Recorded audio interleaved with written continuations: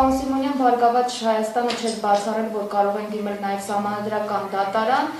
կապված այսօր սահմանադրական փոփոխությունների նախագծի հետ, քանի որ այն նրանք ևս ընդգծեցին, որ հակասահմանադրական է, նշվեց, որ պետք է նաև այդ հարցով չեն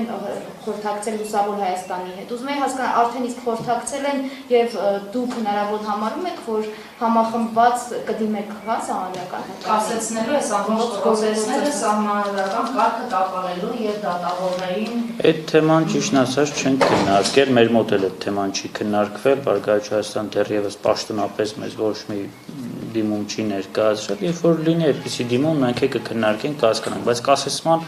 մասին խոսք չկա, որովհետև դուք տեսեք երկրորդ ընթերցումն էլ այսօր է, էսի գործընթաց չկա կասեցման, էլի։ Բայց նախագահան դեռ պիտի ստորագրի։ Դե այդ եմ ասում, նախագահան որ ստորագրի, այդ ժամանակ արդեն ուժի մեջ կմտնի, եթե դուք այսօրվա հետ գործողությունների կասեցման մասին եք խոսում, այդպիսի գործընթաց Դե մենք արդեն իսկ ուժի մեջ մտած ակտը պետք է հակասահմանադրականության հայցով եթե հարց լինի դիմենք, այսինքն դեռևս ուժի մեջ չեն քննարկել նման հարց, չեն քննարկել նման հարց, ամեն դեպքում պետք է հաշվի առնենք, որ ընդունող մարմինը իդեմս ինքայլը խմբավորության ամբողջ պատասխանատվությունը իր ուսերի վրա է վերցնում եւ կտեսնենք թե այդ պատասխանատվությունը ինչպես պետք է կարողանա հետագայում կյանքի կոչի ու դրսևորել։ Ամեն դեպքում այս պահի քվեարկությանը չմասնակցելը ներողություն, ամեն դեպքում այս պահի քվեարկությանը չմասնակցելը սա բոյկոտի ձև է, բայց հետագա պրոցեսների դեմ կանխելու տրամադրվածություն ունի Լուսավոր Հայաստանը, թե ոչ, դուք ասում եք չենք քննարկել, բայց դες համար սա աննախադեպ չէ, ամեն դեպս սահմանադրական դատարանի դեմ պրոցեսները մի քանի ակտով սկսել են դեռ անցած տարվանից, սկսած գրչի խղճուկ պատմություններից վերջացած հանրահավաքով, այոյի հանրաքվեի հանրահավաքով եւ մնացած գործողությունները նաև ճնշումներ Ռայր Թովմասյանի եւ մնացած դատավորների նկատմամբ։ Ի վերջո այս ամբողջ ընթացքում ձեզ համար պիտի կանխատեսելիություն լիներ գործընթացների,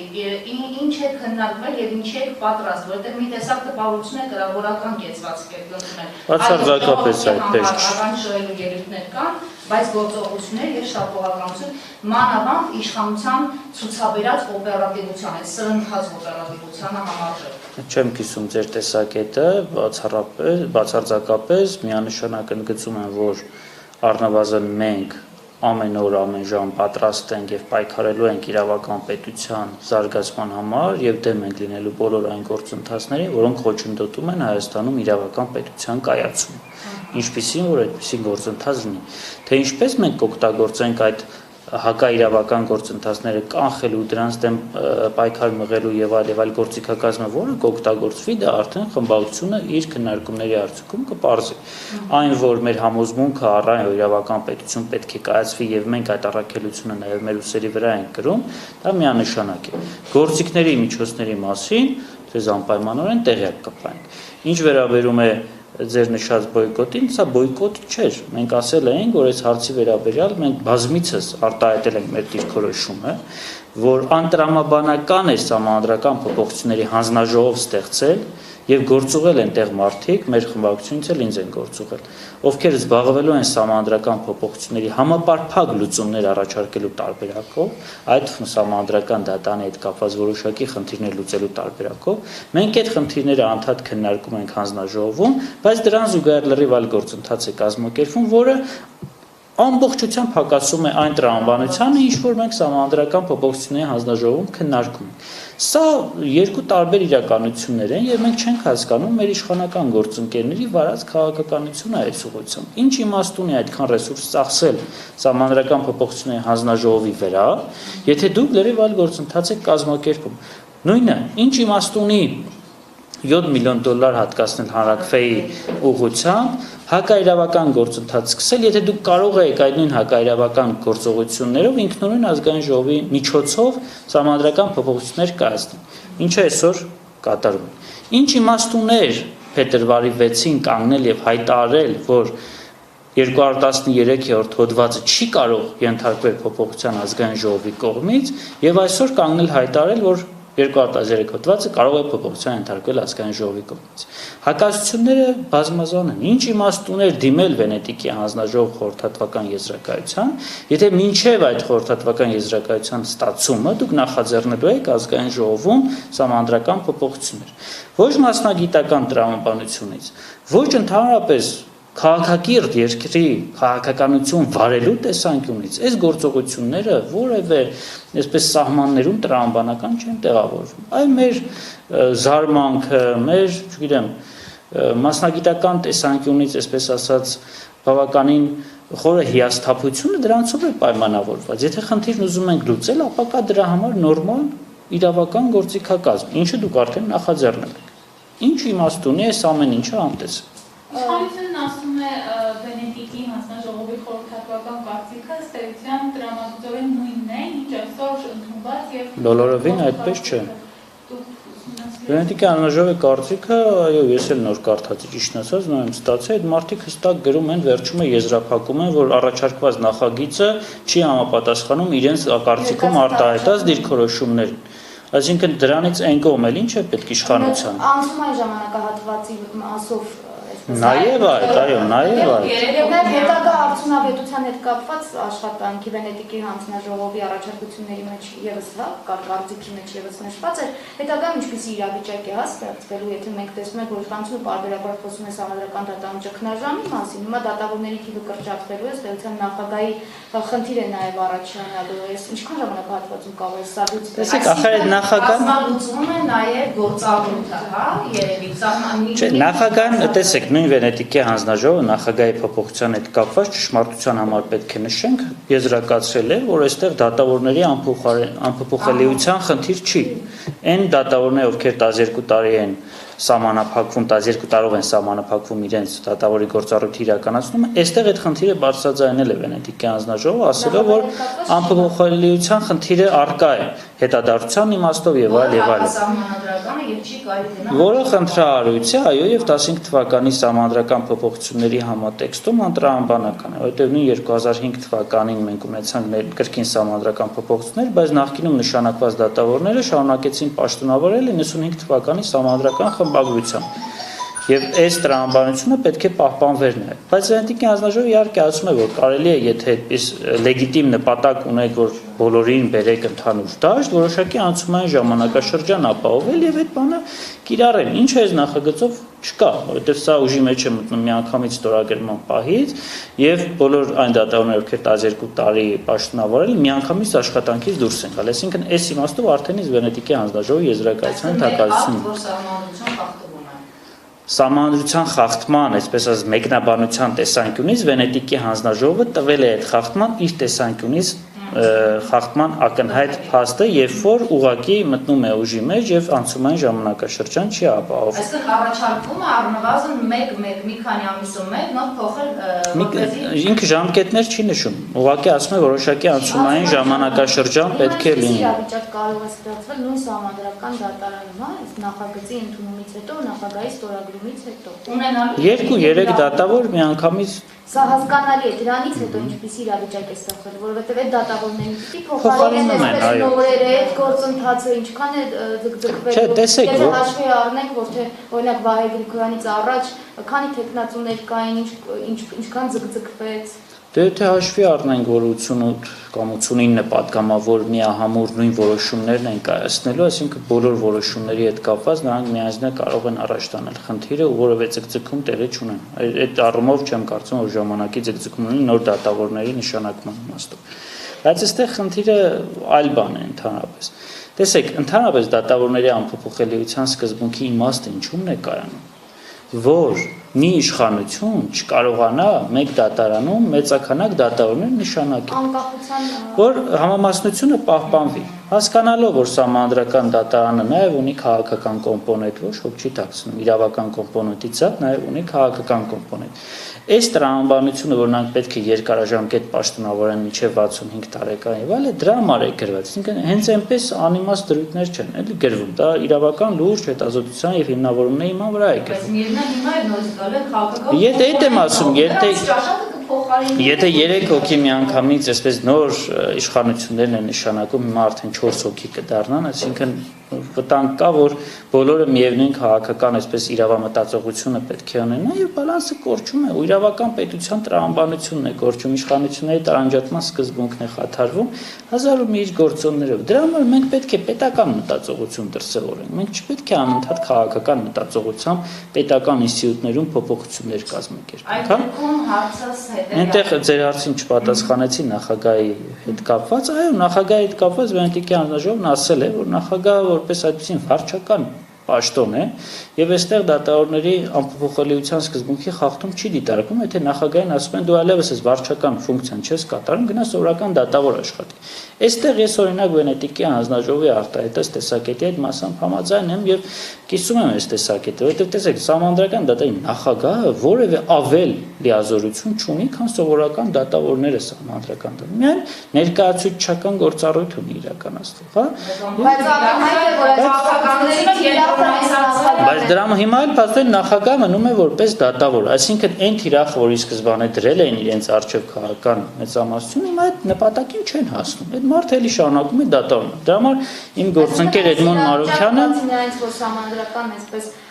կարգին տապալող այս գործընթացը նաև զավեշտալի է, հա։ Զավեշ չեմ ուզում այդպիսի բառեր օգտագործեմ, անտրամաբանական է, երբ որ դուք հրճակում եք, որ այդ մարդը չարիք է համանդրական դատան, բայց թողնում եք այդ մարդուն պաշտոնավարել, այս իմաստը ինչ իմաստն է, այսքան փոփոխություններ նախաձեռնել։ Ժամանակի հարց է, նրանք նույն շտապողական քայլերով 80 հոգով քվեարկեն եւ արագ կփոխեն նաև մնացած կազմին։ Չէ, բայց այս նախագծով չեն փոխում կազմում, չէ։ Հաջորդ նախագիծը չեմ կարող ապագան կանխագուշակում նրան։ Օրինակ նախագահի ստորագրելու կամ ստորագրելու հետ կապված կարծում եք Չեմ կարող մեկնաբանել, նախագահը ինքը թող որոշի ինչ է Մի ստորագրել։ քանի օր առաջ այդպես միջազգային աղմուկից վախեցավ եւ նախորդ օրինագծին ինքը ուղարկեց Չեմ կարող մեկնաբանել, սահմանադրական դատան ուղարկել էր նախագահան 2 օրինագիծ, երկուսն էլ ճանաչվեց հակասահմանադրական։ Եվ դուք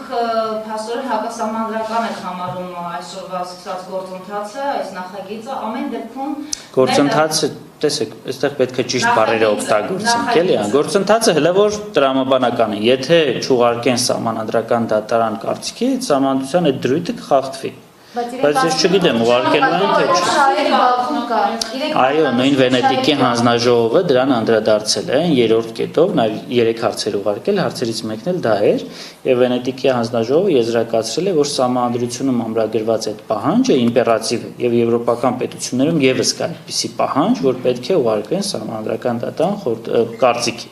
եզրակացության ավելի ճիշտ։ Նաև նույն կարծիքում Վենետիկի հանձնաժողովն ասել էր, որ սահմանադրական դատարանը իր որոշումը կայացնելիս պետք է խուսափի շահերի բախման պայմանավորված որևէ որոշման արտահայտումից։ Այսինքն այն, որ ազգային ժողովը պետք է ուղարկի, դա իմպերատիվ պահանջ է, բայց նաև պահանջ է, որ սահմանադրական դատարանը շահախնդիր որոշում չկայացնի, որովհետև դա եւս արդեն սահմանադրականության հարց է առաջացնում։ Երկու մարմնին էլ Վենետիկի հանձնաժողովը հստակ ուղերձ էր եղել, որ ազգային ժողով դու պետք է ուղարկես, իսկ սահմանադրական դատարան դու պետք է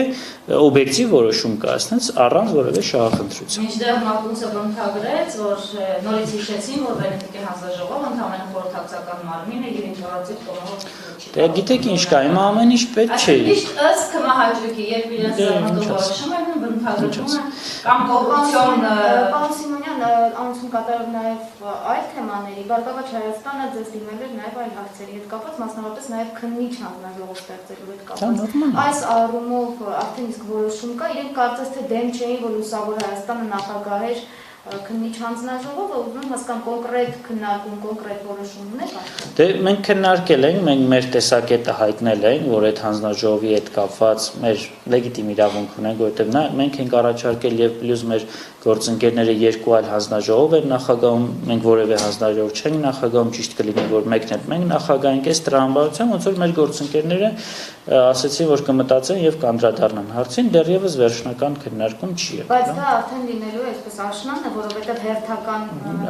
Այո, դա դե նաեւ մենք այդ տրամաբանությունն ենք վերցրել, որ այս համավարակի այս տեմպերը կթուլանան, արդեն կառավարելի կլինի իրավիճակը, նոր քննիչ հանձնաժողովը կքննարկի հնարավոր բացթողումներ պայմանները պետական մարմինների կողմից առաջացրած եւ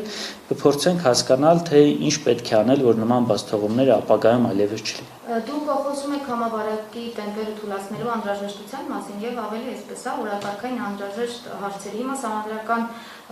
դատարանի ժամանակական փոփոխություններին առնչվող նախագիծը որքանով է այս պահին հանրությանը հուզող եւ որքանով է հրատապ եւ նաեւ Բարգավաճ Հայաստան խմբակցության եւ նրա ղեկավարի շուրջ ստեղծված իրավիճակը որքանով են այսօր արտացոլում նաեւ այսպես հասարակությանը հուզող օրակարգ։ Հիշում եք, մենք մեր ելույթներում բազմիցս մեր կարծիքը արտահայտել ենք, ասել ենք, որ հիմիկվա այս ահագնացող համավարակի պայմաններում մենք պետք է մի կողմ թողնենք մեր քաղաքական հակամարտությունները, հնարավոր տարակարծությունները եւ բոլորս միահամուռ ուժերով պայքարենք համավարակի դեմ, եթե կարող ենք մենք էլ ինչ-որ բան անենք, անպայմանորեն դա անենք եւ մոռանանք մնացած քաղաքական հակամարտությունները։ Եթե կան իրավական գործընթացներ, օրինակ ինչ-որ մեկը հանցագործություն է կատարել եւ այլ, ոչ ոք չի ասում գործ մի հարուցեք։ Անպայմանորեն գործ պետք է հարուցվի եւ իրավական գործընթացը պետք է գնա։ Դրա համար մենք մեր հիշում եք այն անգամ հայտարարություն հրապարակեցինք պարոն Ծառուկյանի այս գործընթացի հետ կապված, ասացինք քաղաքական գործիչներով մի խառնվեք իրավական գործընթացներում։ Իրավական գործընթացները քրեական հետապնդումներ թողեք իրավապահ մարմիններին։ Դուք որպես քաղաքական գործիչ ամբողջությամբ ձեր ռեսուրսը կենտրոնացրեք համավարակի դեմ պայքարին։ Մենք էլ կենտրոնանանք այդ գործում։ Սահմանադրական փոփոխությունները ինչ անհրաժեշտություններ նման հրատապությամբ անել, այն էլ Վենետիկի հանձնաժողովի կարծիքը դեռևս չստացած։ Որևէ տրամաբանական կապ չկա։ Հիշում եք մեր խմբակցության Չեմ կարող ասել, բայց ամեն դեպքում այն որ ունենք իրավիճակը ինչ որ ունենք, բոլորն են տեսնում։ Մեզ բազմիցս այսպես հորդորեցին մեր գործընկերները, որ պատերազմական վիճակում ենք, եկեք մեզ մի քննադատեք, միահամուռ գնանք աշխատենք։ Ասացինք, խնդիր չկա, գնանք միահամուռ աշխատենք, բայց դուք նոր քաղաքական օրակարգեր մի բերեք ձեռքի հետ անցկացնելու համար, հա։ Ասեցիք իրենք ասում էին դավաճաններ են, հա, այս ժամանակը։ Չգիտեմ ով ինչ էր ասում, նման արտահայտություններ անողները լավ կլինի մտածեն երկրորդ անգամ նոր նման արտահայտություն անեն, հասկանալու համար ով է իրականում դավաճան։ Իսկ նրանք ովքեր որ մեզ կոչ էին անում միանալու եւ միասնական ուժերով պայքարելու, մենք էլ ենք ասում, այո, մենք պատրաստ ենք, անգամ մեր խմբակցության ղեկավար ազգային ժողովի ամբիոնից հայտարարեց, որ մենք դադարեցնում ենք բոլոր հարցերի քննարկումները, բոլորս ուզում ենք համավարակի դեմ միահամուռ ձևով պայքարենք, բայց խնդրում ենք քաղաքական ղեկավարությանը նոր օրակարգեր ձեռքի հետ մի մտցրեք ասպարեզ, որովհետև մենք չենք կարող ձեր առաջ բերած նոր օրակարգերին չարձագանքենք։ Եվ հետևաբար ինչ որ առումով նաև քաղաքական մեծամասնության կողմից ճիշտ չէ այս վարքագիծը, երբ որ համավարակի պայմաններում արտահերտ օրակարգեր են մտցնում, որը որևէ կապ չունի համավարակի դեմ պայքարի տրամաբանության հետ։ Այսինքն ստացվում է իշխանափոխության օրակարգ հիմա ձեզ համար կարող է լինել, եթե իրենք խախտել են այսպես հա տրամաբանությունը ըստ իրենք ինչ ուզում են խախտեն, մենք պետական մտածողության մարդիկ, մենք հասկանում ենք, որ ճգնաժամային իրավիճակներում իշխանության հրաժարական պահանջելը սխալ եւ չենք պահանջում նման Այսինքն Բարգավաճ Հայաստան խմբակցությունը հիմա սխալ է կատարում Չեմ կարծում ամենքը 100%-ի փոփոխություն են պահանջում Իրենց հարցրեք մենք ասում ենք մեր դիրքորոշ Ես իմ կարծիքը ասեցի ճգնաժամային իրավիճակներում մենք իշխանության հրաժարականի հարց չենք բարձրացնում բայց միևնույն ժամանակ բարձրացնում ենք այն հարցը որ ճգնաժամը կառավարել դարձնելու պայմաններից հետո մենք պատրաստ ենք եւ պետք է նախաձեռնենք որոշ կառավարիչների, որոշ մենեջերների կառավարությունում պատասխանատվության հարցը եւ ավելին դուք եթե տեղյակ եք մենք այդպիսի հարցապնդմամբ արդեն իսկ հանդես ենք եկել տեղյակ եք կրթության գիտության նախարարի հետ կապված հարցապնդում ենք ներկայացրել որ գա ասի թե 2 տարիների ընթացքում ինչով էր զբաղված եւ ինչու որևէ բարեփոխում համակարգում չի կատարել դա պետքա լինի աշտան մյուս ոլորտի պատասխանատուներին եւս հիմա ես չեմ ուզում հերթով ասել ում ինչ պատասխանատվության հարց ենք բարձրացնելու բայց համավարակի այս պայմաններից դու բնականաբար հասարակության մոտ հարցեր են առաջացել եւ հասարակությունը պետք է պատասխաններ ստանալ որովհետեւ իրավիճակի հիմնական պատասխանատվությունը ըստ էության կրում է վարչապետ Նիկոլ Փաշինյանը Գործադիրը ղեկավարն իրավիճանայ է Դե դրա համար քննիչ հանձնաժողովը պետք է չէ բարձր Բա ինչի համար ենք այդ քննիչ հանձնաժողովը ուզում ձևավորենք որպեսզի հասկանանք թե ով ինչ սխալ է կատարել կարող է վարչապետին սխալ են զեկուցել օրինակի համար Եվ վերջում պարզվել է, որ ամբողջ պատասխանատվությունը ինչ-որ նախարարի է։ Կամ ինքը իմանալով հանդերձ ինչ-որ այլ քայլեր է կատարել։ Պիտի դա պարզվի։ Այսպես տեսեք, գիտեք, քաղաքական տեսանկյունից կարելի է հայտարարություններ անել, որ ինչ-որ ականջահաճո է, որոշ մարդիկ դրանից ոգևորվում են եւ այլ, բայց մենք պետական գործիչներ ենք։ Իսկ պետական գործիչների կարևորագույն առանձնահատկությունը այն է, որ նախ պետք է մտածի պետականության տեսանկյունից, նոր քաղաքական շահի տեսանկյունից, հա, պետականությունը այս պահին բավականին լուրջ խնդիրների առաջ է։ Այդ դրա համար մենք ավելի լուրջ պետք է մտածենք պետականության շահի մասին։ Այդ դեպքում հուսամ վերջին հարցը մեր, դասանգից կթողնենք։ Խնդրում եմ ասել, դուք մի քանի անգամ այսօրվա հարցազրույցում ընդգծում եք պետականության շահի կողմնակիցն եք, պետության շահի կողմնակիցն եք։ Հիմա հարց, այս նախագիծը, այս խնդրահարույց նախագիծը, որ հապճեպ, վախեցած մտցնում է օրակարգ եւ լեգալացնում է իշխանությունը, դուք ենթադրենք Բարգավաճ Հայաստան կուսակցությունը իր ամբողջ կազմով պատրաստ է մտնել սահմանադրական դատարան։ Կլինեք այլ միակը, որը կմիանա եւ կլրացնի այն թիվը, որ պահանջվում է սահմանադրական դատարան դիմելու եւ գործընթացը կասեցնելու կամ Մենք այս պահին չենք ստացել այդպիսի դիմում, այդ դուք ասեցիք առաջի անգամ ձեզնից եմ լսել։ Մենք ուղղակի չեն բացառել, ասել են, որ պետք է քննարկեն